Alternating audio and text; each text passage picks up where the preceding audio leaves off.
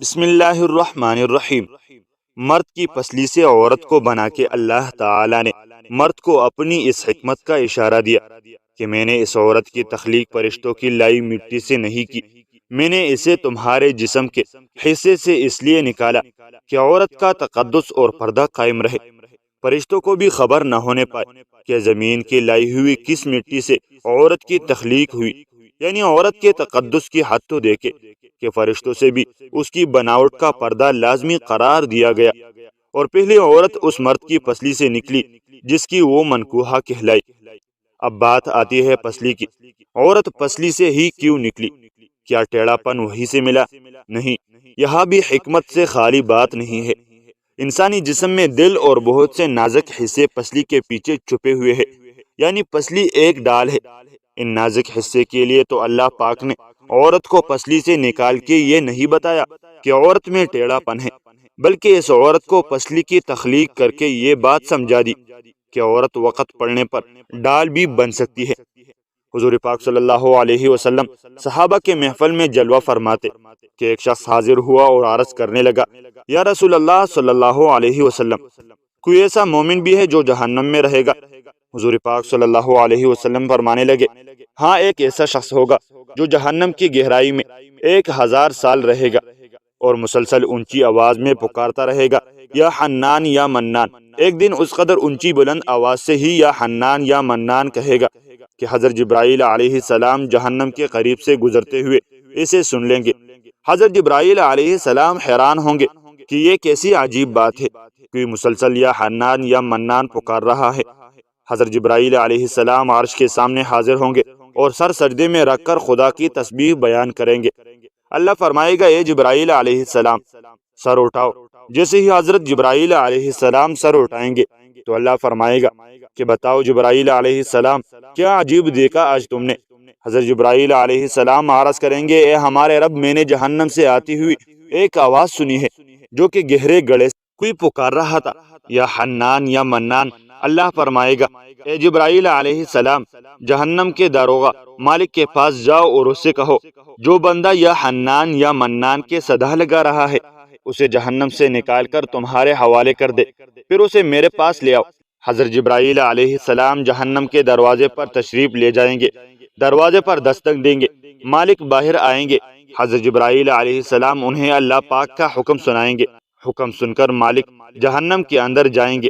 حضرت محمد صلی اللہ علیہ وسلم نے فرمایا، جیسے ماں اپنے بچے کو پہچانتی ہے، مالک ایسے جہنم کو پہچانتے ہیں۔ اس کے باوجود آپ یا حنان یا منان کہنے والے شخص کو تلاش نہیں کر پائیں گے، باہر تشریف لائیں گے۔ حضرت جبرائیل علیہ السلام سے عرض کریں گے، اے جبرائیل، جہنم نے گہرا سانس لیا ہے، اس لیے کون سی چیز پتھر ہے، کون سی چیز لوہا ہے اور کون انسان ہے، اس کی پہچان نہیں ہو رہی۔ حضرت جبرائیل علیہ السلام پھر اللہ کے بارگاہ میں سجدہ کریں گے۔ اللہ پاک ارشاد فرمائے گا، اے جبرائیل علیہ السلام، سر اٹھاؤ، تم یا حنان یا منان کہنے والے کو کیوں نہیں لائے؟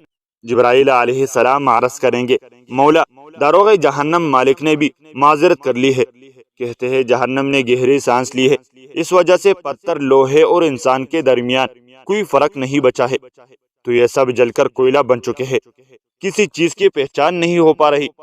اللہ فرمائے گا، جبرائیل، مالک سے کہو میرا بندہ جہنم کے فلاں گڑھے میں، فلاں کونے میں اس حالت میں پڑا ہوا ہے۔ حضرت جبرائیل علیہ السلام جہنم کے دروازے پر جائیں گے اور حضرت مالک کو یا حنان یا منان پکارنے والے کا پتہ بتائیں گے۔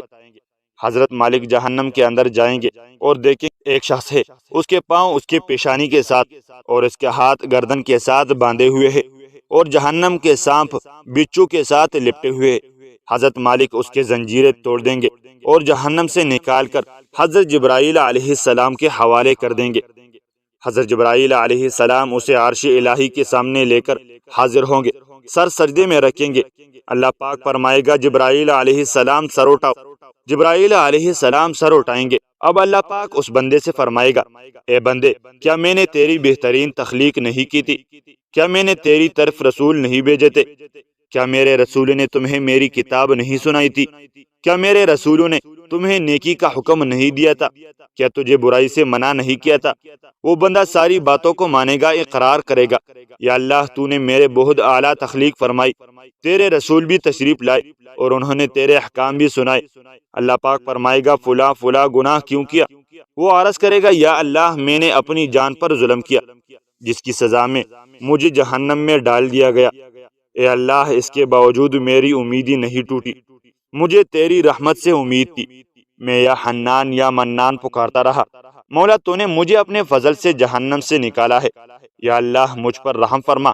اللہ پاک فرمائے گا اے فرشتو گواہ ہو جاؤ میں نے اس پر رحم کیا اور اسے معاف کر دیا۔ ناظرین آئیے اپنا اپنا محاسبہ کرتے ہیں، کیا ہم میں کوئی ایسا ہے جو کہہ سکے کہ میں اپنے ایمان کا حساب کر سکتا ہوں؟ اپنے اپنے گریبانوں میں نظر ڈالے، کوئی ایسی خوبی جس پر ہمیں یقین ہو کہ ہمیں دوزخ میں نہیں ڈالا جائے گا؟ ہزاروں سال کی عبادتیں بھی رد ہوتی دیکھی گئی ہے، تو بس اللہ سے دعا کرتے ہیں کہ اللہ ہم جانتے ہیں کہ اگر ہمارے ایمان کا سخت حساب لیا گیا تو یقیناً ہم نہیں بچ پائیں گے، ہم بے حد گناہگار ہیں، لیکن اے اللہ پاک ہم تیری رحمت کا سوال کرتے ہیں، ہم سے حساب اپنی عدل و انصاف پر نہ لینا بلکہ ہم پر اپنی رحمت اور عطا کا سایہ رکھنا۔ اے اللہ پاک ہماری دعا کو قبول فرما، آمین۔ قیامت کے دن جب لوگوں کی ایمان کا حساب و کتاب ہو رہا ہوگا، پر کچھ لوگ ایسے ہوں گے جن کو اللہ تعالی بغیر حساب کے جہنم میں بھیج دے گا۔ صحابہ کرام رضوان اللہ علیہم اجمعین نے عرض کی یا رسول اللہ صلی اللہ علیہ وسلم وہ کون سے لوگ ہوں گے؟ نبی کریم صلی اللہ علیہ وسلم نے فرمایا ظالم حکمران، وہ تاجر جو جھوٹ بولتا ہو، وہ بوڑھا شخص جو زنا کرتا ہو۔ نبی کریم صلی اللہ علیہ وسلم نے فرمایا جس شخص میں یہ تین عادات پائی جائے وہ جاہل ہے، جو سننے سے پہلے ہی جواب دینا شروع کر دیتا ہے، بات کو سمجھنے سے پہلے جھگڑا شروع کر دیتا ہے، علم نہ رکھنے کے باوجود فیصلے شروع کر دیتا ہے۔